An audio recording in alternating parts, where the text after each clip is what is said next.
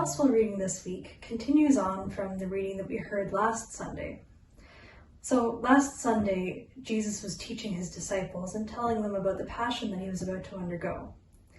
And then after he had told them this, he asked them, what were you arguing about along the way while he was speaking?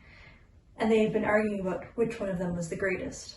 And Jesus corrected them and said that that's not how leadership works in his kingdom, and that those who are the first are the least and the servants of all.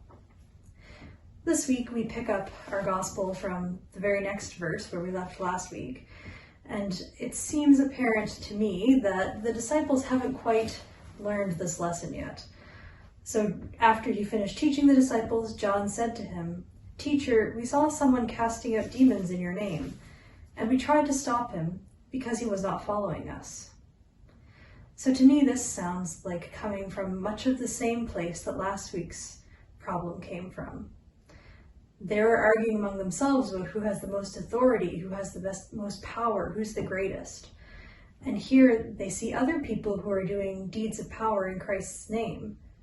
And maybe they're feeling a little bit threatened that there might be other people competing for this title as well who they didn't even know about. So they try to shut it down.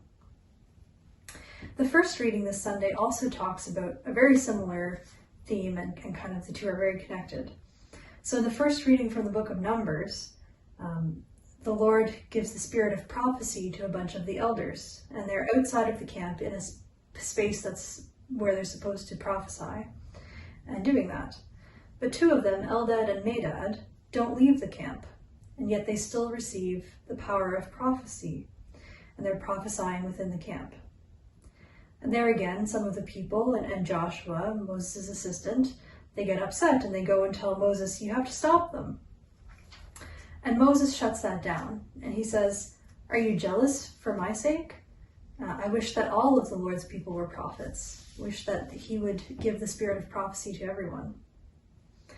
Jesus says something pretty similar to his own disciples, right? He says, "Don't stop him. Don't stop the ones who are doing deeds of power in my name.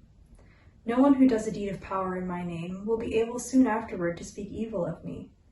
Whoever is not against us is for us." So the problem that the disciples and the people in the book of Numbers seem to be encountering, we could say that it might be that there's a bit of a power struggle, right? They're wondering who gets to be the people who speak for the Lord, who gets to give prophecies, who gets to heal people, who gets to cast out demons. And they had thought that because they were some of the special people, that those powers would belong just to them. And what Christ tells us is that's not how it works, right? Just like last week, he says that those who are the greatest are the servants of all. Leadership and power is given to us in order to serve, and we don't get to be jealous about it. We don't get to hold it to ourselves. It's meant to be shared. So I hope that maybe there's something that we can take from this into our personal lives this week to reflect on, are there areas where I'm jealous of my own power, or where I'm jealous of the ways that I get to control things? And is that jealousy really for the Lord? Is it because I want to keep something safe? Or is it because I want to have the power and the control? God bless you.